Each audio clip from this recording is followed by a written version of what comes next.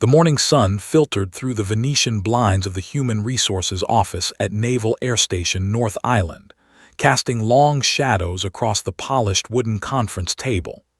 David Duty sat rigidly in an uncomfortable metal chair, his weathered hands gripping the armrests so tightly his knuckles had turned white. 23 years.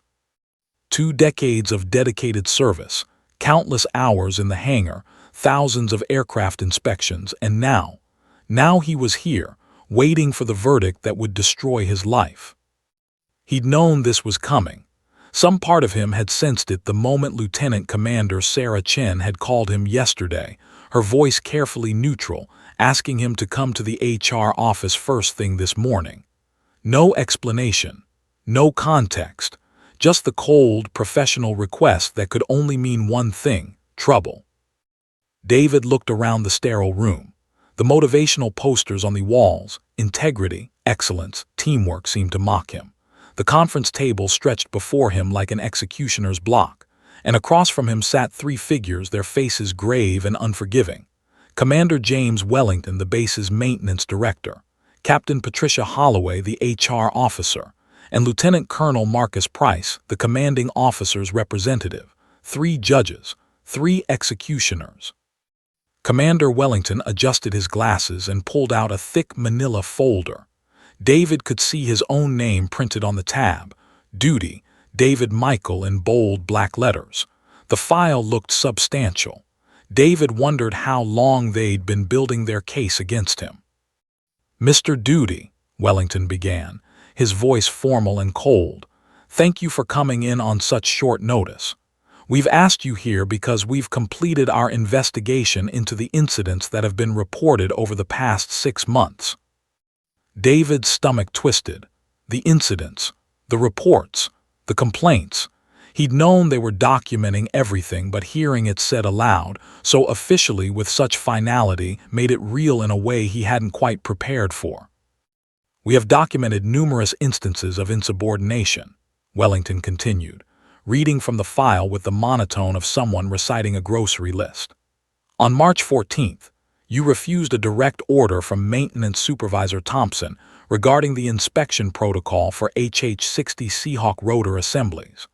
On April 2nd, you continued to raise concerns about hydraulic system maintenance procedures despite being explicitly told to cease and desist. On May 8th, you attempted to escalate safety concerns above the chain of command without proper authorization. Each date, each incident listed like an indictment, but David knew the truth. They weren't random acts of defiance. They were warnings, desperate attempts to prevent a catastrophe he could see coming as clearly as if it were written in the sky. "Mr. Duty," Captain Holloway interjected, her tone slightly softer but no less final, "we understand that you have concerns about maintenance procedures. However, your approach has been inappropriate. You've created discord among your team. You've questioned the judgment of senior officers. With all due respect, ma'am," David interrupted, his voice tight with barely controlled emotion, "I haven't created discord. I've raised legitimate safety concerns about procedures that could kill people." The room fell silent. Wellington's jaw clenched visibly. Price's eyes narrowed. This was not how these meetings were supposed to go. You were supposed to sit quietly, accept your fate, and leave with dignity. David had just violated the unspoken protocol. "The rotor blade maintenance schedules are insufficient," David continued, the dam breaking now that he'd started. "I've documented the wear patterns. The corrosion on the swashplate connections is accelerating at a rate that doesn't match the preventative maintenance timeline. We're cutting inspections short to meet quotas instead of when the aircraft actually need them. And the hydraulic pressure monitoring, it's not sensitive enough to catch the degradation happening in real-world flight conditions."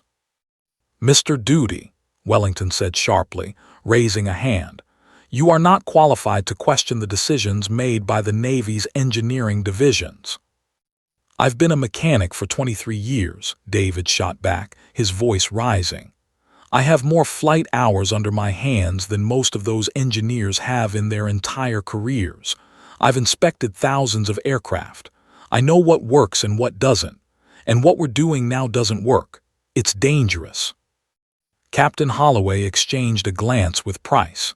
This was exactly what they'd been waiting for, an emotional outburst, insubordination, proof that David Duty was unstable, difficult, unable to work within the military hierarchy.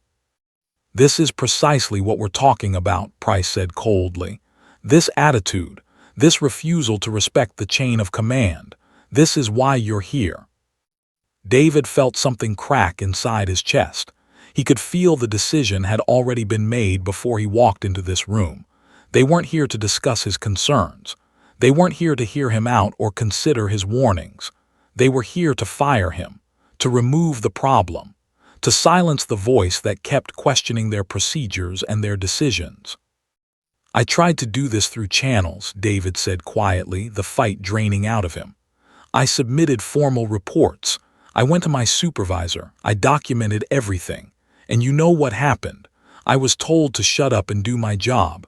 I was told I was a troublemaker. I was told I was being difficult." Wellington opened his mouth to respond, but David pressed on. "3 years ago, we had a hydraulic failure on a CH-46 because of exactly the kind of degradation I'm talking about. The pilots managed to limp it back, but if they'd been over open ocean, that would have been a water landing with significant casualties. I warned about that exact scenario, and what did I get? I got told my concerns were noted and filed away." "Mr. Duty," Holloway said, her voice taking on that HR tone of manufactured sympathy, "I understand your frustration. I do. But the way you've handled this situation has crossed a line.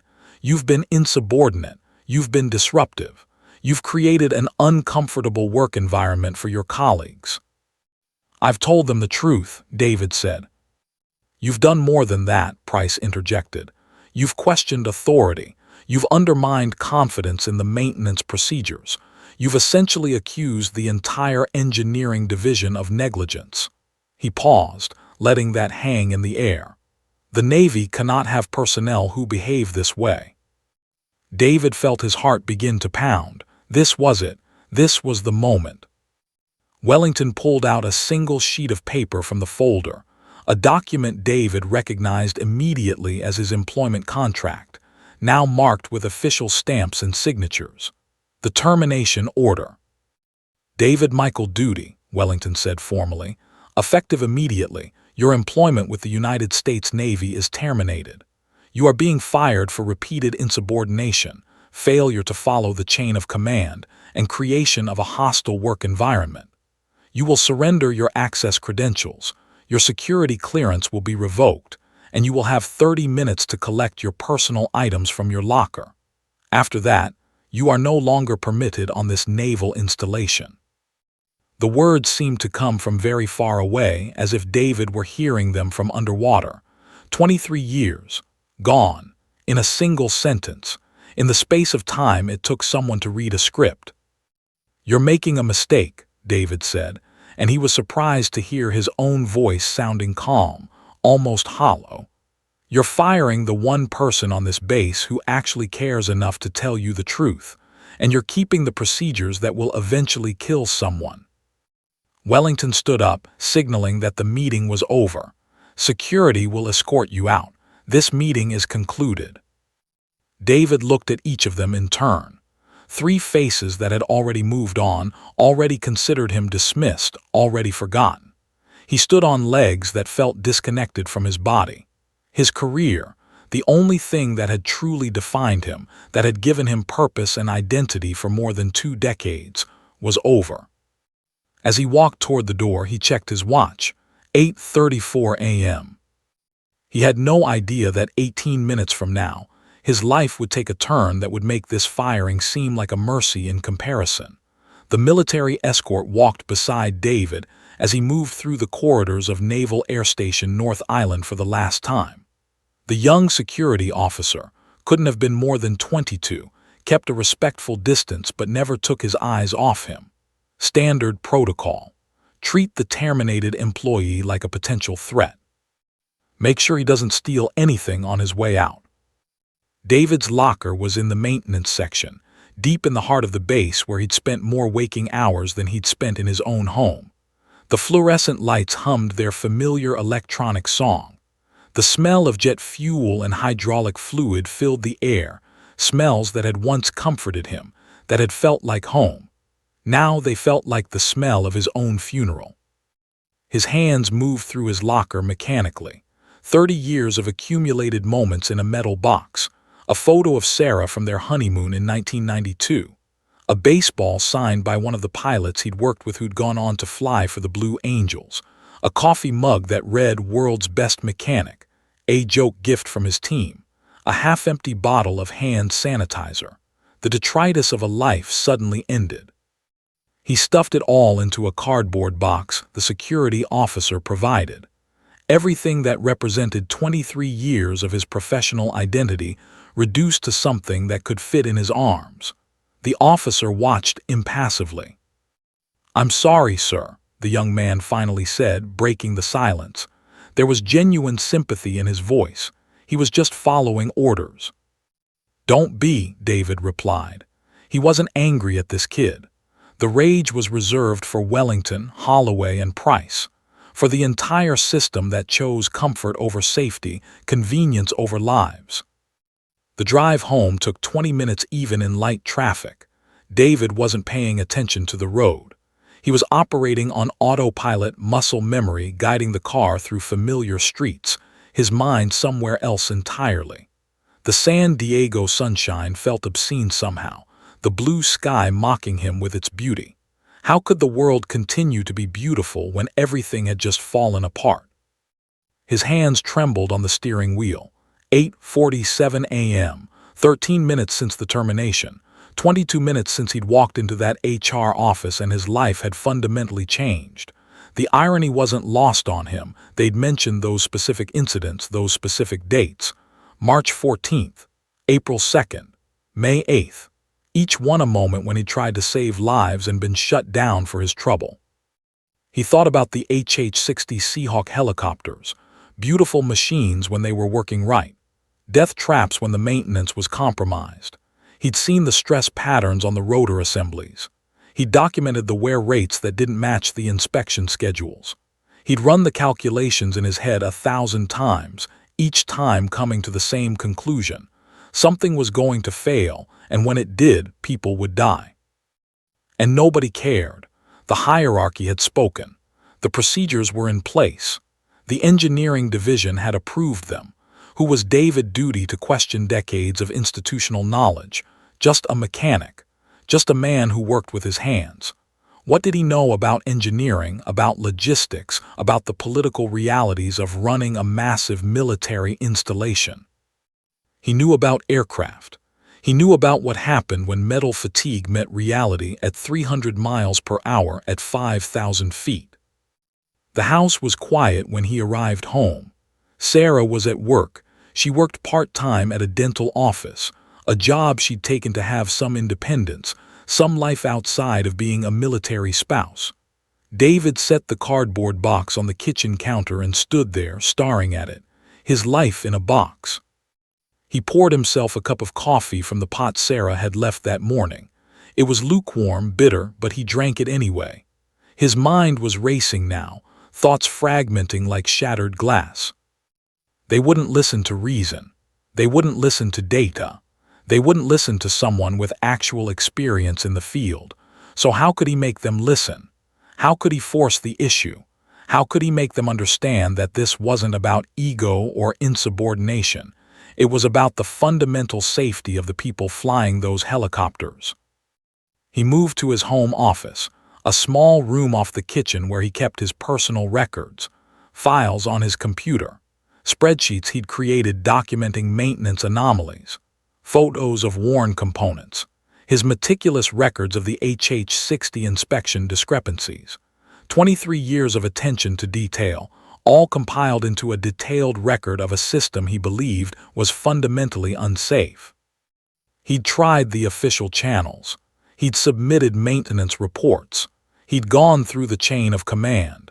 He tried to escalate through proper procedures. and each time he'd been politely ignored, then firmly shut down, then officially terminated. What other options did he have? David sat at his desk and put his head in his hands. The despair was almost physical now, a crushing weight on his chest. His career was over. He was too old to start over in a different field. His reputation was now that difficult mechanic who refused to follow orders. Employers in the defense sector talked to each other. That label would follow him forever. But worse than his own ruined career was the knowledge that the problems he'd identified would remain. The faulty maintenance schedules would persist. The inspection protocols that he knew were insufficient would continue. And eventually, sooner or later, someone would be in the wrong place at the wrong time, and the laws of physics wouldn't care about Navy bureaucracy. Aircraft would fail. People would die. Unless something forced the issue. Unless something made the system acknowledge what he'd been trying to tell them. His eyes moved across his office, at the photographs of aircraft he'd worked on, the commendations he'd received over the years, the evidence of a life spent in service. 23 years of dedication, and this was how it ended. He stood up and walked to the window, looking out at the quiet suburban street, neighbors going about their lives, unaware of the desperation radiating from this quiet house. A young couple jogging by, a delivery truck passing, the mundane continuation of ordinary life. David checked his watch, 8:52 a.m. 18 minutes since his firing, 18 minutes since the life he'd known had ended. He felt something shifting inside him, something dark and terrible taking shape in the place where hope had been. He couldn't fix the system from outside of it. He couldn't make them listen through proper channels. So if proper channels didn't work, if the institution was fundamentally resistant to reason and safety, then what was the alternative? His hands unconsciously moved to his jacket pocket, where his old access credentials still rested. The security office hadn't collected them yet. He still had ways to get onto the base. He still knew the procedures. He still understood exactly how the helicopters were maintained, exactly what components were most critical, exactly how to make a failure unmistakable. The thought that was forming in his mind was insane. It was criminal. It was everything he'd always stood against. But it was also the only way anyone would ever listen. David Duty made a decision in that moment, sitting alone in his home office at 8:52 a.m. on what should have been an ordinary Tuesday. A decision that would lead directly to the catastrophe that would change everything. David couldn't sleep. He lay in the darkness beside Sarah, staring at the ceiling of their bedroom, listening to her gentle breathing. She'd cried when he told her about the firing, tears of frustration and fear about their future, about the mortgage and the bills and the health insurance that was about to disappear. He'd held her while she wept, comforting her even as his own world was collapsing. And when she'd finally exhausted herself and fallen into an uneasy sleep around midnight, he'd remained awake, his mind spinning in endless circles. The clock on the nightstand read 2:17 a.m. He'd been lying here for hours, his thoughts moving in patterns that grew increasingly dark. Each time he tried to shut his mind off, to find some semblance of peace, his thoughts would return to the same point, the helicopters. The HH-60 Seahawks sitting in their hangar at Naval Air Station North Island. The aircraft with the faulty maintenance schedules. The machines that would carry pilots and crew members into the sky with insufficient safety protocols. David got out of bed carefully, trying not to disturb Sarah. He moved through the house like a ghost, turning on lights in the living room. The house felt different now. It felt like a place he was visiting, not a place he lived. Everything that had once seemed permanent and stable now felt temporary and fragile.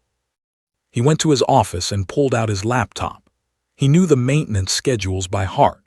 He'd helped design some of them years ago, before the pressure to cut costs and reduce inspection time had changed the protocols.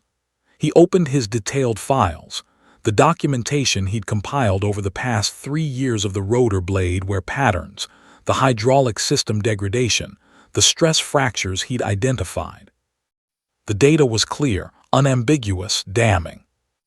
The rotor swashplate connections were showing wear rates that didn't match the replacement timeline. The hydraulic pressure sensor calibration was degrading at rates the current inspection intervals wouldn't catch. The control linkage tolerances were accumulating play from metal fatigue. Each individual item might be considered acceptable risk, but together, they created a cascade of potential failures. He pulled up the flight schedules for the next day. 2 HH-60 Seahawks were scheduled for a training mission at 9:00 a.m. Routine maneuvers, nothing extreme. But if the helicopter had any of the failures he suspected were developing, routine maneuvers could turn into a nightmare scenario. 10 personnel. That's what the crew manifest showed. 10 lives depending on aircraft that David knew, with absolute certainty, were being maintained below acceptable safety standards. He checked his watch, 3:44 a.m. David closed the laptop and went to the kitchen, making coffee with mechanical precision. Black, no sugar. He sat at the kitchen table in the dark, holding the warm cup, feeling the steam rise against his face. The kitchen was where he and Sarah had shared breakfast every morning for the past 28 years. The place where he'd told her he got the job at the naval base. The place where they'd celebrated promotions and discussed his raises. The place where her parents had approved of him as a potential husband. It all felt like a lifetime ago. His mind was a battlefield. Rational thought warred with desperation. He kept cycling through the same arguments over and over, as if repetition would change the fundamental truth of the situation. The proper channels didn't work. He'd tried them. Documentation, reports, chain of command, escalation. Every avenue had been closed to him. The institution was deaf to warnings that didn't come from within its own hierarchy, and the people within that hierarchy had too much invested in the current system to listen to criticism from below. So what was left? What option existed for someone who knew, with certainty, that the system was broken and nobody in power cared? David thought about a CH-46 failure from 3 years ago. The crew had been lucky, experienced pilots with quick reflexes. The aircraft had been over relatively calm ocean, not overpopulated areas.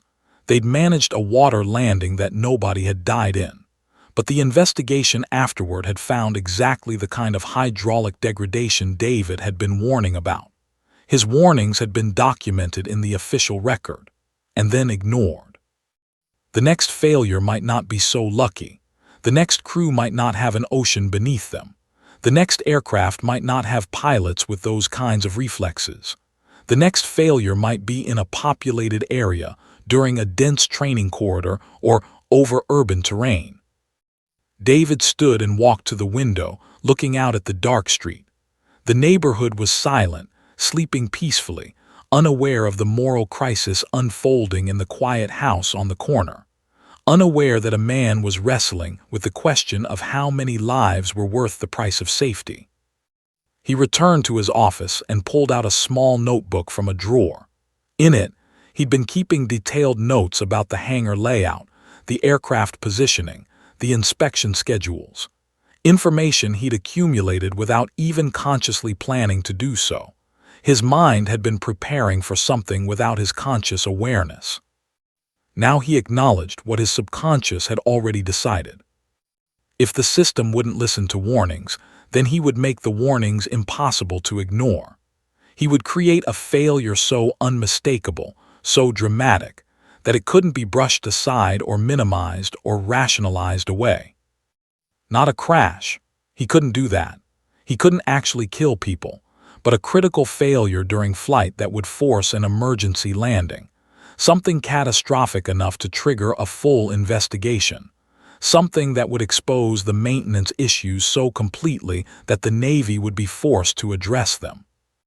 The pilots were good, the best. They trained for emergency procedures constantly. They would be able to limp the aircraft back. He could make sure of that. He could sabotage the systems in a way that would fail, but would fail in a way that good pilots could manage. It was rationalization, and David knew it. But the need to do something, anything, to prevent the inevitable tragedy was overwhelming. The injustice of it, of being silenced, being fired, of being forced out before the problem he'd identified could kill someone, was a physical pain in his chest. He checked his watch again, 4:23 a.m. David went to the garage and retrieved his old access credentials from the workbench where he'd thrown them yesterday. The plastic card still felt warm, familiar. He'd carried it for 23 years. It had become almost a part of him, an extension of his identity. He'd have to get back into the base. His regular credentials wouldn't work, they'd already deactivated them. But he had other access cards, old ones from when he'd worked different sections. Ones that security might not have bothered to revoke because he'd been in that position years ago. He had ways. David went back inside and showered, trying to wash away the mounting dread and the voice in his head that screamed that he was crossing a line he could never uncross. When he emerged from the shower, he dressed carefully. Dark clothes, nothing distinctive, nothing memorable. It was 5:47 a.m. Sarah would be waking up soon. She'd find him gone and assume he'd gone to try to find work, maybe to network with some contacts in the industry. She wouldn't know that her husband had transformed overnight from a man of principle and patience into something else entirely. David made a decision as he stood in the bathroom, looking at his reflection. The man staring back at him looked like himself, but wasn't. The eyes were harder. The face was set in a mask of grim determination. This was a man who had chosen his path. He went to the bedroom and looked at Sarah one more time as she slept, unaware that this was the last morning before everything changed. He wanted to memorize the moment, the way the dawn light touched her face, the peaceful expression that would soon be replaced by horror. But he couldn't stop now. The decision had been made. The gears had been set in motion. David Duty was going to go back to Naval Air Station North Island, and he was going to ensure that the system that had rejected him would be forced to listen. Even if it meant destroying his own life in the process. Share Artifacts download All Aircraft Mechanic Story Outline Document. MD The pre-dawn darkness was David's ally as he pulled his car up to the security gate at Naval Air Station North Island. The sun hadn't yet broken the horizon, and the base was in that strange liminal space between night shift and morning operations.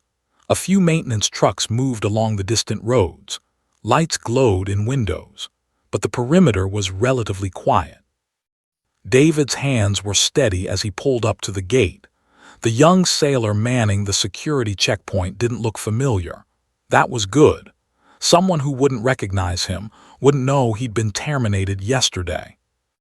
"Good morning," David said, handing over his old access credentials. The card was from his days working in the Structural Maintenance Division, a position he'd held from 2005 to 2008. Security would have updated the active roster since then, but the card itself was still valid in the system. It would take time for the deactivation protocols to fully cascade through all the security checkpoints. The sailor ran the card through the scanner. There was a brief pause. David's heart nearly stopped, but then the light turned green. The system hadn't caught up yet, or the deactivation process was slower than he'd hoped. Either way, the gate swung open. "Have a good day," the sailor said, handing back the card. David nodded, not trusting himself to speak, and drove through. In his rearview mirror, he watched the gate close behind him, point of no return. It was 5:58 a.m. Sunrise was still 15 minutes away. He navigated the base roads with the muscle memory of someone who'd driven them thousands of times, past the administration building, past the flight line, past the hangars where he'd spent more hours than he could possibly count. His hands gripped the steering wheel tightly, his breathing controlled and deliberate. The maintenance areas were mostly empty at this hour. The night shift was wrapping up. The morning shift hadn't yet arrived. It was the perfect window, just a few hours where the hangar would be relatively unoccupied, when he could work without being seen. He parked his car in a remote lot, far from the main pedestrian areas. He didn't lock it. That seemed wrong somehow, like he was pretending this was a normal day. This wasn't a normal day. This was the day that would define the rest of his life, however long that turned out to be. David walked toward Hangar 7, his footsteps echoing slightly in the pre-dawn stillness. The hangar loomed ahead of him, a massive structure of steel and concrete. The doors were closed, but they wouldn't be locked. Military hangars never locked their interior doors. That was a security measure he'd always found slightly absurd, but today it worked in his favor. He slipped inside through the personnel entrance, and the smell of the hangar wrapped around him like an old familiar blanket. Jet fuel, hydraulic fluid, metal and machinery, the smell of home, the smell of his entire adult life.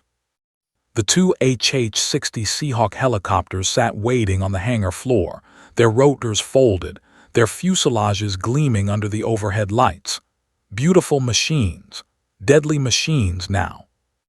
David's hands began to shake as he approached the first helicopter. This was it. This was the moment where thought became action, where fantasy became crime, where he crossed from being a fired employee to being a saboteur. He took a deep breath and moved into the aircraft. His hands moved with automatic precision, finding the components he needed without conscious thought. 23 years of muscle memory. His body knew these aircraft better than it knew its own geography. The main rotor swashplate connection. That was the target. The component that translated the pilot's control inputs into rotor blade adjustments. It was critical. One of the most important systems on the helicopter. If it failed, the aircraft would become impossible to control. David pulled out the tools he'd brought, a small set of precision implements from his personal toolbox. He'd always kept tools at home, had used them for various projects around the house. Nobody would think twice about him having them. His hands moved with practiced efficiency. Disconnect, inspect, weaken, reassemble. It would fail, but not immediately. The stress fracture he was creating would propagate slowly during flight, accelerated by the vibrations and stresses of operation. The pilots would have warning signs, instrument readouts would become erratic, control responses would feel sluggish. They would have time to manage the failure, to bring the aircraft down safely. That was what David told himself. That was his rationalization. He moved to the hydraulic pressure sensor next, the sensor that monitored the fluid pressure in the main hydraulic system. He adjusted the calibration just slightly, enough that the readings would become unreliable during high-stress maneuvers, but accurate enough for the pre-flight checks to pass.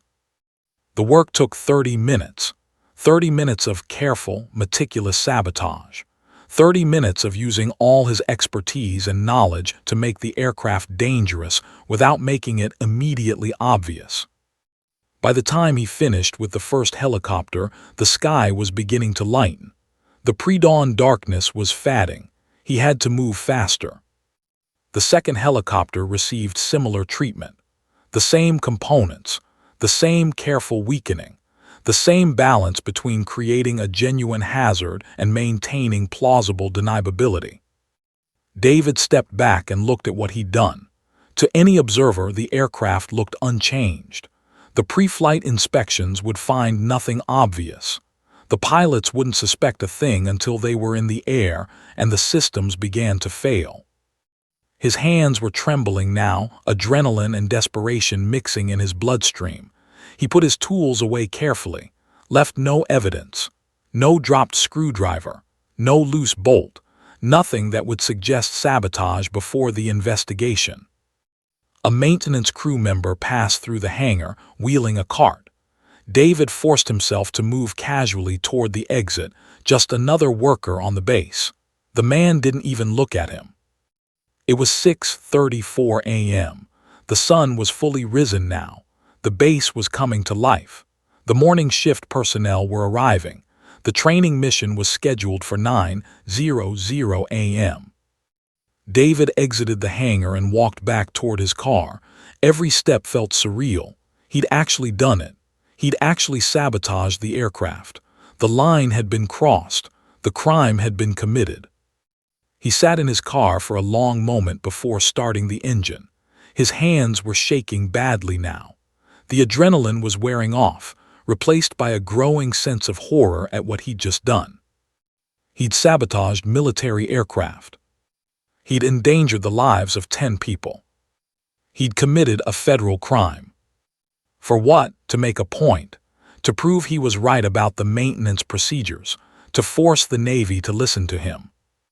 The rationalization that had seemed so clear in the darkness of night now seemed hollow and pathetic in the harsh light of morning. He told himself it was a controlled failure, manageable, something good pilots could handle. But the truth was simpler and more terrible.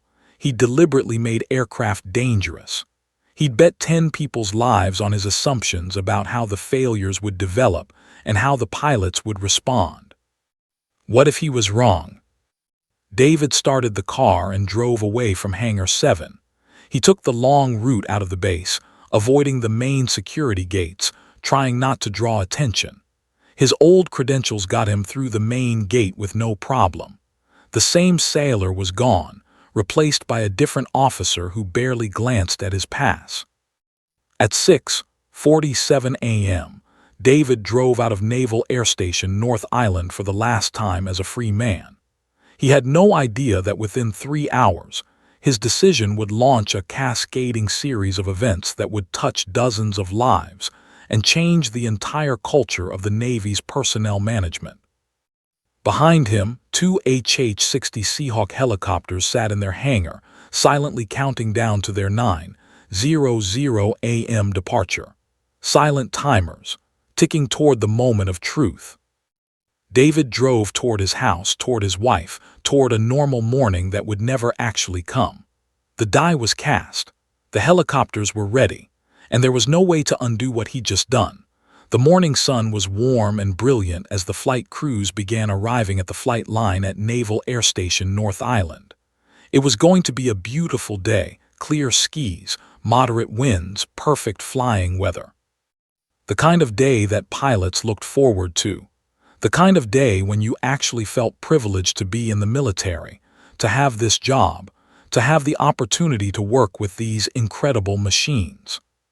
Pilot Commander James Richardson was the first to arrive at the hangar where the HH-60 Seahawks waited. He carried his flight bag over his shoulder, a ritual he'd performed thousands of times over his 32 years in the Navy. He was 54 years old, with weathered hands and eyes that had seen everything the sky had to throw at him. He'd logged over 8,000 flight hours. He'd flown through thunderstorms, mechanical failures, and combat situations. He was good at what he did. Very good. "Morning, sir," called out Lieutenant Marcus Webb, his co-pilot for today's mission. Webb was younger, just 37, but sharp and capable. They'd flown together dozens of times. They worked well as a team. "Morning," Richardson replied, setting his bag down and beginning the pre-flight ritual. This was the most important part of the mission, the careful, methodical inspection that would determine whether the aircraft was safe to fly. It was a procedure Richardson had performed so many times he could do it in his sleep. But he never slacked on it, never rushed it. Every pilot who'd ever had a serious incident had skipped something in their pre-flight or trusted the maintenance work without double-checking it. He walked around the first HH-60 Seahawk, his eyes scanning every visible component. The airframe looked good. No obvious damage. The rotor blades were clean and undamaged. He checked the control surfaces. They moved smoothly when he manipulated them. He ran through the internal systems checklist, checking fuel quantity, hydraulic pressure readings, electrical systems. Everything appeared normal. Everything appeared safe. In the second helicopter, Captain Lisa Martinez was conducting an identical inspection. She was the kind of pilot you wanted to fly with, meticulous, careful, detail-oriented. She'd been in the Navy for 28 years and had never had a serious incident. She took pride in her work and in the safety of her crew. Martinez moved methodically through her inspection, checking each system, each component, each readout. The gauges all showed normal parameters. The instruments were calibrated and functional. The fuel was topped off. The systems were green across the board. "Looking good," she said to her co-pilot, Captain Robert Santos. "All green here too," Santos responded. Neither of them could see the hairline stress fracture David had created in the swashplate connection. Neither of them could detect the subtle miscalibration of the hydraulic pressure sensor. Neither of them knew that the aircraft they were about to trust with their lives had been deliberately sabotaged by someone who'd once been their colleague. By 8:47 a.m. the full crews had assembled. 10 personnel total split between the two helicopters. 6 crew members in the first aircraft, Richardson, Webb, and 4 enlisted personnel. 4 crew members in the second, Martinez, Santos, and 2 enlisted flight mechanics. Young men and women ranging from 23 to 54. People with families. People with lives waiting for them back home. People who would never suspect that they were about to board aircraft that someone had deliberately made dangerous. "All right, people," Richardson announced, gathering his crew. "We're looking at a routine training mission. We're going to run some basic maneuvers, practice some emergency procedures, work on coordination. Standard stuff. I want everyone focused and professional. Weather's beautiful, aircraft look good, so let's have a good flight." The crews boarded with the casual confidence of people who'd done this hundreds of times. Training missions were routine. They weren't combat. They weren't emergency response. They were just practice. A day of flying, some maneuvers, back to base by lunch. David sat in his car parked near his house, watching the clock on his dashboard. 8:52 a.m. He'd resisted the urge to drive back to the base to somehow be present when the helicopters took off. It was too risky. If he was seen, if anyone remembered him being there, it would raise questions. So he sat at home, waiting, trying not to imagine what was happening at the flight line. At 8:59 a.m., the first HH-60 Seahawks rotors began to spin. The massive blades picked up speed, the distinctive whop-whop-whop sound filling the hangar and echoing across the flight line. Pre-flight systems check. Everything reading normal. Everything looking good. In the second helicopter, Martinez watched her own rotor systems come online. The aircraft came alive beneath her, the familiar vibration of a helicopter preparing for flight. She ran through her final checklist, speaking into the radio headset, coordinating with Richardson in the first aircraft. 2 is ready for flight, she radioed. 1 is ready for flight, Richardson confirmed. Tower requesting clearance for departure. The tower controller checked the weather, the airspace, the flight plan. Everything looked good. The airspace was clear. The weather was perfect. The aircraft had been pre-flighted and appeared flight-ready. "You are cleared for takeoff," the tower radioed. "Proceed to runway 30. The helicopters lifted off at exactly 9:02 a.m., the precise coordination of experienced pilots working in synchronization. The massive machines rose from the tarmac, their rotors beating the air, carrying 10 people into the sky. From the hangar, the maintenance personnel watched them go. Just another training mission. Just another routine flight. No one suspected anything was wrong. No one knew that the aircraft had been deliberately sabotaged. No one knew that the stress fractures were already beginning to propagate under the stress of flight. David watched his phone obsessively. He'd set up alerts on the flight information system, something he'd done months ago to track the HH-60 maintenance status. He could see the blips on his screen, the 2 helicopters climbing to altitude, heading out over the Pacific Ocean toward the training area. They were in the air. The trap was sprung. The helicopters were flying, and they were flying with compromised systems that would eventually fail. When they failed, it would expose everything. The faulty maintenance protocols, the ignored warnings, the institutional indifference to safety concerns. And it would also expose David Duty as a saboteur. Sarah came out to the living room where David sat staring at his phone. "You're home?" she asked, surprised. "I thought you were going to look for work." "Changed my mind," David said, not taking his eyes off the screen. "Thought I'd stay close today." She squeezed his shoulder, a gesture of support. She had no idea what was actually happening. No idea that her husband had just sent 10 people into the sky in deliberately sabotaged aircraft. The helicopters climbed higher. They reached their cruising altitude. They headed toward the training area. Everything was proceeding exactly as scheduled. And somewhere above the Pacific Ocean, the stress fractures were beginning to grow. The weakened components were beginning to fail. The carefully balanced sabotage was beginning to unravel. The countdown to catastrophe had begun. The flight had been proceeding normally for 18 minutes.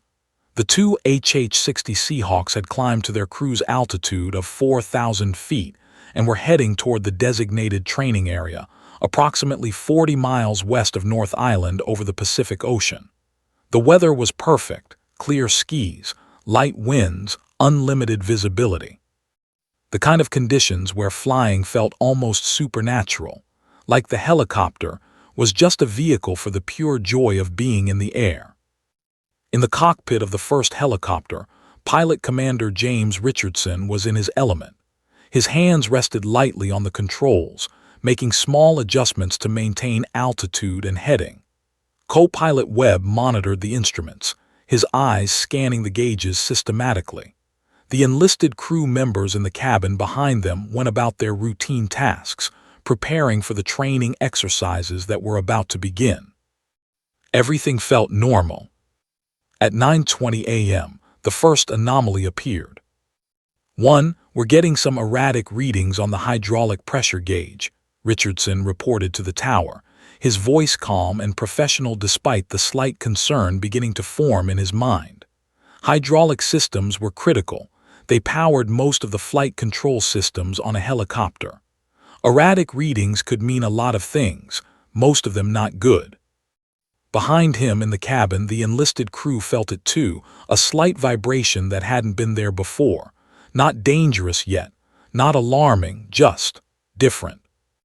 In the second helicopter, Captain Lisa Martinez was experiencing the exact same problem simultaneously. 2 is also showing erratic hydraulic readings, she reported to the tower. Pressure fluctuating between normal and low. Systems still responsive, but something's not right. The tower controller, a young lieutenant named David Harrison, felt the first stirring of concern. 2 helicopters, same system, same problem at the same time. That wasn't coincidence. That suggested either a training scenario that nobody had briefed them on or something genuinely wrong. "Both aircraft, this is Tower," Harrison said carefully. "We show no training scenario scheduled. Return to base for systems check. Repeat, both aircraft divert to base for systems check." "Roger that, Tower," Richardson acknowledged. "One is diverting back to base." But as Richardson reached down to adjust his course heading, something else happened. The control stick moved stiffly in his hand. Not completely locked up, not yet. But the responsive, fluid feel of the helicopter's controls had transformed into something sluggish and resistant. "We've got control issues," Richardson reported, and now there was an edge to his voice. "Control inputs are delayed. The aircraft isn't responding like it should." The stress fracture in the swashplate connection had finally propagated far enough to cause structural failure. The component that translated pilot inputs into rotor blade pitch adjustments was no longer functioning properly. The helicopter was becoming harder to control. Beside him, Webb's face had gone pale. He was monitoring the systems, watching readouts that no longer made sense. The hydraulic pressure gauge was fluctuating wildly. The pressure sensor that David had deliberately miscalibrated was giving completely unreliable data, showing first normal readings, then dropping precipitously, then jumping back up again. The aircraft's flight control computer was trying to compensate for sensor data that didn't match actual system conditions. In the second helicopter, Martinez was dealing with her own cascading failures. Her control inputs were becoming sluggish just like Richardson's. The aircraft wasn't responding with its normal crisp precision. It felt like she was flying through water, like the air itself had become thick and resistant. 2 is experiencing significant control degradation, she reported, fighting to keep the concern out of her voice. Control authority is reduced. I'm showing hydraulic anomalies across the board. The tower controller felt his stomach drop. 2 helicopters, both showing the same symptoms, both experiencing control issues. This wasn't a minor maintenance discrepancy. This was a genuine emergency. Both aircraft, be advised, were declaring this a Mayday situation, Harrison said. All other traffic clear the area. Richardson, Martinez, we're vectoring you back to base. What's your current status? One's status is deteriorating, Richardson said grimly. His hands worked the controls constantly now, fighting the sluggish response. The helicopter feels like it's getting worse. Control inputs are progressively harder to make if this continues. He didn't finish the sentence. He didn't need to. If the controls continued to degrade, the aircraft would become unflyable. Out here, over the ocean, away from any landing zones, that would be catastrophic. Standby 1, the tower said. We're clearing emergency recovery vectors. Get her back to base. In the cabin of the first helicopter, the enlisted crew members were starting to realize something was seriously wrong. The normal vibration of flight had changed to something more violent and erratic. The aircraft was pitching and yawing in ways it shouldn't, ways that suggested the pilots were fighting the controls. Petty Officer 3rd Class Michael Torres, one of the flight mechanics, felt his stomach clench. In his 3 years in the Navy, he'd trained for emergency procedures, but the reality of actually being in a potential aircraft emergency was entirely different. Fear was beginning to creep in at the edges of his mind. In the second helicopter, Martinez was concentrating with laser-focused intensity on maintaining control of her aircraft. The stick was getting progressively heavier, the responses slower. She was making large control inputs and getting minimal response. It was like the helicopter was actively resisting her commands. 2's control systems are failing, she reported, her voice tight with controlled fear. I have maybe 50% of normal control authority. The aircraft is becoming increasingly difficult to manage. Both aircraft maintain your heading toward base, the tower instructed. Estimating you're approximately 35 miles out. We have emergency crews standing by. What's your current altitude? Richardson glanced at his altimeter. One is at 3,800 feet and we're starting to lose altitude. The aircraft wants to descend. I'm fighting it, but the controls are getting worse. The stress fractures had propagated further. The swashplate connection was essentially failing now, creating a situation where the rotor blade pitch control was becoming unreliable. The helicopter was starting to behave erratically, fighting the pilot's attempts to maintain level flight. In the hangar back at North Island, the maintenance personnel were watching their instruments with growing horror.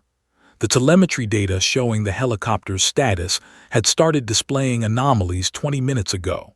Flight control system errors, hydraulic system warnings. All the alarms that suggested something was catastrophically wrong with both aircraft simultaneously. The maintenance officer on duty, Lieutenant Commander Sarah Chen, the same HR officer who'd been in the room when David was fired, turned to one of the senior mechanics. Get Wellington and Price on the phone immediately, she said, her voice shaking. We have a serious problem with both HH-60 Seahawks. Both aircraft are reporting catastrophic system failures mid-flight. David sat in his car, staring at his phone, watching the flight data update in real time. The altitudes were dropping. The speed was decreasing. The stress parameters were climbing. The helicopters were in trouble. His helicopters, his sabotage, his fault. The reality of what he'd done crashed down on him like a physical weight. These weren't abstractions anymore. There weren't theoretical pilots and theoretical crews. There were 10 real people, right now, in failing aircraft, fighting for their lives because of the deliberate sabotage he'd committed. The thought that had seemed so rational in the darkness of night, that good pilots could handle a controlled failure, now revealed itself for what it actually was: the desperate rationalization of someone willing to gamble with other people's lives. "Richardson, what's your status?" the tower asked desperately. "One is at 3,200 feet and we're losing altitude progressively," Richardson reported. His hands were working constantly now, making continuous adjustments, his years of experience the only thing keeping the aircraft from falling from the sky. "Control is marginal. We're coming home, tower, but this helicopter is badly damaged. I don't know if I can keep her in the air long enough to get back." The crisis was fully upon them now. The radio crackled with controlled urgency. "All emergency personnel stand by. We have 2 HH-60 Seahawks inbound with critical system failures. ETA approximately 8 minutes. Prepare for emergency recovery operations." The base exploded into organized chaos. Fire trucks roared to life and positioned themselves along the runway. Medical personnel ran toward the flight line, carrying emergency kits and stretchers. The base commander was notified. The chaplain was alerted. Everyone understood what a dual aircraft emergency meant: the potential for multiple casualties, the possibility of catastrophic loss of life. Pilot Commander James Richardson was flying by instinct and prayer now. His aircraft was fighting him with every inch of altitude, the controls becoming progressively worse. The descent rate was climbing. They were losing altitude faster than he could compensate for. The helicopter wanted to dive, wanted to fall from the sky. Richardson's hands and arms were burning with the effort of fighting the stick, making constant tiny adjustments, never letting up on the pressure, never allowing the aircraft to get ahead of him. "Come on, baby, just a little further," he whispered to the helicopter, as if it could hear him, as if his will could somehow keep it in the air through sheer force of determination. In the cabin behind him, the enlisted crew were gripping whatever they could hold onto. The violent pitching and yawing of the aircraft made it nearly impossible to stay seated. The aircraft felt unstable, felt like it was about to come apart, felt like every second might be the last second. Petty Officer Michael Torres, the young flight mechanic, was praying quietly. He was supposed to understand aircraft systems, supposed to know how to handle emergencies. But being in an emergency was entirely different from training for one. The reality was terrifying. "One is at 2,500 feet and continuing to lose altitude," Richardson reported to the tower, his voice still amazingly steady despite the physical and mental strain he was under. "Control authority is severely degraded. We are approaching minimum safe altitude for glide and recovery. We're going to make this, but it's going to be close." In the second helicopter, Captain Lisa Martinez was experiencing a slightly different battle. Her aircraft's control problems were slightly less severe. The sabotage David had created had been slightly different between the two helicopters, a deliberate variation to avoid obvious symmetry that might suggest intentional tampering. But it was still failing, still fighting her, still pushing her to the absolute limits of her piloting ability. "2 is at 2,200 feet, she reported calmly. "Control is marginal but manageable for now. We're tracking toward base for emergency landing." Behind her, co-pilot Santos was working every system, trying to help her manage the aircraft. He was monitoring the hydraulic system's status, watching for any additional failures, trying to predict what might go wrong next and how to work around it. The Pacific coastline came into view. The naval base appeared in the distance, the runway laid out like a landing strip of hope. The emergency vehicles were visible now, lined up along the runway, ready for whatever might happen. "Both aircraft, we have you in sight," the tower said. "Emergency vehicles are positioned. Clear the airspace for your approach. Repeat, all traffic clear. We have 2 emergency aircraft inbound." Richardson's hands were shaking from the effort of controlling the helicopter, but his mind was focused with laser precision on a single goal: get the aircraft down safely. He descended toward the approach altitude, following the runway guidance, lining up for his final approach. But as he descended below 1,500 feet, something new happened. The control linkage to the tail rotor assembly, another component David had weakened, finally gave way.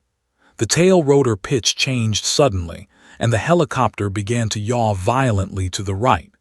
Richardson felt the aircraft trying to spin like a top, trying to twist itself apart in the air. "We've got tail rotor issues," he reported, fighting the spin with full left cyclic control, compensating for the lost authority in the tail. "This is going to be a hard landing, Tower." The aircraft was now at 1,000 feet, descending rapidly, trying to kill itself and everyone aboard it. Richardson's entire existence was reduced to the moment: the controls in his hands, the instruments in his vision, the rotor blades above his head that were the only thing keeping them in the air. 800 feet. The runway was close now. He could see the emergency vehicles, the personnel standing ready, the stark reality of what was about to happen. 500 feet. "Prepare for crash landing," Richardson said into the radio, his voice calm even as his body screamed. "We're coming down hot." 300 feet. The aircraft was descending too fast now, the forward airspeed too high. The landing gear would never absorb an impact at this speed, but there was no choice. There was nowhere else to go but down. 200 feet. "All right, baby, let's do this," Richardson whispered. His hands were steady now despite everything. This was what he'd trained for. This was what 30 years of flying had prepared him for, not the normal routine flights. This. 100 feet. The runway filled his vision. The landing gear deployed with a mechanical shutter, at least that was working. The wheels touched the tarmac with a screech of tortured rubber. The impact was violent. The aircraft hit hard, the landing gear collapsing immediately under the excessive stress of the landing. The helicopter tilted to the right, the rotor blade clipping the ground. Metal screamed as it was torn apart. The helicopter bounced, rolled, skidded across the tarmac in a shower of sparks. But it stayed upright. And it stopped. For a moment there was silence, then the world erupted into motion. Fire trucks and rescue vehicles roared toward the damaged helicopter. Personnel in protective gear raced to the doors. The crew inside, shaken and terrified but alive, began to extract themselves from the wreckage. In the second helicopter, Martinez saw Richardson's aircraft come down and remained calm despite everything. She was at 1,200 feet, still losing altitude, still fighting her own control issues. But she'd seen Richardson make it. If he could do it, she could do it. She followed his approach path, descending toward the runway, fighting the sluggish controls every inch of the way. Her landing was slightly less violent than Richardson's, slightly more controlled but still hard. The aircraft touched down at 9:47 a.m., the landing gear holding this time though the airframe was severely stressed. The helicopter skidded along the tarmac, slowed by friction and the emergency barriers deployed on the runway. It came to a stop 50 yards behind Richardson's aircraft. Rescue crews swarmed both helicopters. Crew members were extracted, rushed to waiting medical personnel. Everyone was accounted for. Everyone was alive. Miraculously, impossibly, both helicopters had made it back. No fatalities, injuries ranging from minor to serious but nothing fatal. No deaths. The impossible had happened. The two HH-60 Seahawks lay twisted and smoking on the tarmac, monuments to the fact that good pilots and good training could overcome even deliberately sabotaged aircraft.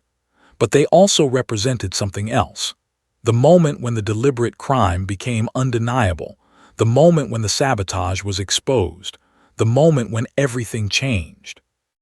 Base personnel were already beginning their initial investigation, already taking photographs, already securing the scene. They would find the tampering. It was too obvious once you looked for it. And they would find David Duty. The investigation began within hours of the helicopters touching down. The senior maintenance officer, Lieutenant Commander Sarah Chen, personally led the initial inspection of the first aircraft. She was accompanied by Lieutenant Colonel Marcus Price and a team of structural engineers and systems specialists. What they found was unmistakable. "This is deliberate," Chen said quietly, staring at the weakened swashplate connection. The stress fracture she was looking at hadn't occurred naturally. It had been created intentionally. The metal deliberately scored and weakened in a way that was consistent with someone using precision tools to compromise the component. "Both aircraft?" Price asked, his face pale. "I'm seeing the same pattern on the hydraulic sensor calibration," one of the engineers confirmed. "Someone deliberately miscalibrated this equipment, altered the sensor mechanism by hand. This wasn't a manufacturing defect. This wasn't normal wear. This was sabotage." Within 90 minutes, the Naval Criminal Investigative Service was on scene. Special Agent Robert Morrison, a 20-year veteran of the NCIS, walked through the hangar with a cold, methodical precision. He photographed every component that had been tampered with. He documented the tool's marks on the swashplate connection. He collected evidence with the meticulous care of someone who understood that this investigation would determine whether someone went to prison for a very long time. "Security footage," he said to one of his agents. "I want everything from the past 48 hours. 3 hours later, they had their answer. The security footage from 3:16 a.m. showed a man entering Hangar 7 using an old access credential. The man moved with casual familiarity through the hangar, as if he knew exactly where everything was, because he did. The man spent 40 minutes methodically tampering with both aircraft. The timestamp on the footage was precise. The image quality was excellent. The identity was unmistakable. David Michael Duty, the mechanic who'd been fired at 8:34 a.m. the previous day. "Get him," Special Agent Morrison said simply. The arrest happened at 11:47 a.m., 27 hours after David's termination. David was in his home office, staring at his computer screen, obsessively reading news reports about the emergency landing.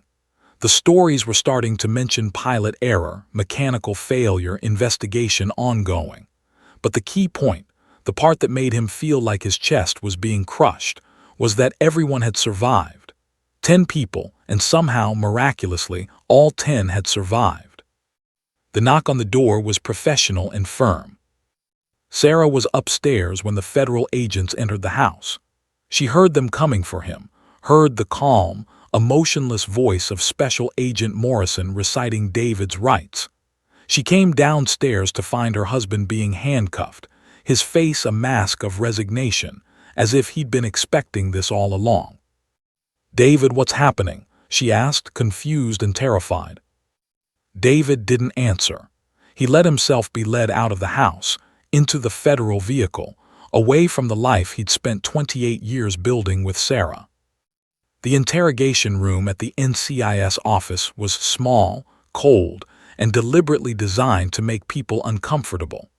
David sat across from Special Agent Morrison and a Navy prosecutor named Commander Ellen Hughes. A small digital recorder sat on the table between them. "Mr. Duty," Morrison began, "we have evidence placing you at Naval Air Station North Island at 3:16 a.m. on the morning of May 29th. We have footage of you accessing Hangar 7. We have forensic evidence of deliberate tampering with 2 HH-60 Seahawk helicopters. We have documentation that you were terminated from your position at 8:34 a.m. on May 28th. We have your old access credentials in your possession. So I'm going to ask you directly, did you sabotage those helicopters?" David looked at the recorder. He could invoke his right to an attorney. He could refuse to speak. But something in him, something broken and defeated, wanted to tell the truth. Wanted someone to understand that he hadn't been trying to kill anyone, that he'd been trying to save lives in his own twisted, desperate way. "I did it," David said quietly. "I weakened the swashplate connection on both aircraft. I miscalibrated the hydraulic sensor on both aircraft. I did it because the maintenance procedures are insufficient, because the inspection intervals don't match the actual wear rates, because people were going to die eventually, and nobody was listening to me when I tried to tell them." Morrison's expression didn't change. 10 people could have died. "The pilots are good," David said. "I knew they were good. I knew they could handle it." "You gambled with their lives," Hughes said coldly. David didn't respond. There was no response to that. It was true. The federal charges came down 5 days later: sabotage of military aircraft, endangerment of naval personnel, conspiracy to commit violent acts against the United States military. The charges carried potential sentences ranging from 20 years to life imprisonment. David's attorney, a public defender named James Washington who'd handled hundreds of cases just like this, made the traditional arguments: mental breakdown, desperation, the belief that he was acting in the interest of safety, the fact that no one had actually died. None of it mattered. The prosecution presented a meticulously documented case. The evidence was overwhelming. The videotape was irrefutable. David's own confession sealed his fate. The trial lasted 3 weeks. The jury deliberated for 4 hours before returning with guilty verdicts on all charges. On July 15, 2004, David Michael Duty was sentenced to 40 years in federal prison. The impact of the incident rippled far beyond the courtroom. The Navy launched a comprehensive review of its personnel grievance procedures. The ignoring of David's safety concerns became a case study in institutional failure. The incident sparked congressional interest in how military organizations handled employee complaints about safety issues. New protocols were established. Mental health support systems were expanded. Grievance procedures were reformed. The helicopters were repaired and returned to service, but the incident left scars that couldn't be repaired. Pilot Commander James Richardson suffered from severe PTSD following the emergency landing. He took early retirement after struggling with the weight of nearly losing his crew. Captain Lisa Martinez continued flying, but the experience had changed her. She became an advocate for improved aircraft maintenance standards. The enlisted crew members who'd been aboard the helicopters struggled with the knowledge that someone had deliberately endangered their lives. Petty Officer Michael Torres, the young flight mechanic who'd prayed during the crisis, left the Navy after his enlistment ended. He couldn't bear to fly anymore. Sarah Duty divorced David 2 years into his prison sentence. She couldn't reconcile the man she'd loved with the man who'd committed this crime. She moved to Arizona to try to rebuild her life away from the shadow of what had happened. David Duty served his sentence in federal prison, working in the prison workshop, reading extensively about aircraft systems and maintenance procedures, wondering what would have happened if someone, anyone, had actually listened to his warnings before he'd become desperate enough to sabotage aircraft. 23 years of dedicated service, 18 minutes between termination and the decision to commit sabotage, one moment where everything changed. The 2 Navy helicopters that changed everything became an institution-wide symbol of what could happen when safety concerns were ignored, when employees were silenced, when institutions chose convenience over the voices crying out for change. The incident became mandatory training for all Navy officers on the importance of hearing and addressing employee concerns. It became a case study in ethics courses at military academies. It became a cautionary tale about the dangers of institutional arrogance. But it was a cautionary tale written in metal and fire, and the desperate actions of a man pushed beyond the breaking point. A man who tried to follow the rules, who tried the proper channels, who tried to work within the system. And when the system had rejected him, crushed him, terminated him, he destroyed himself in an attempt to force that system to finally listen. The 18 minutes between his firing and his sabotage became the most important 18 minutes of his life. The most important 18 minutes in the lives of 10 Navy personnel who'd nearly died that day. The most important 18 minutes in the history of Naval Air Station North Island. Because sometimes, the difference between a man who follows the rules and a man who breaks them is just 18 minutes of desperation. And sometimes, that makes all the difference in the world.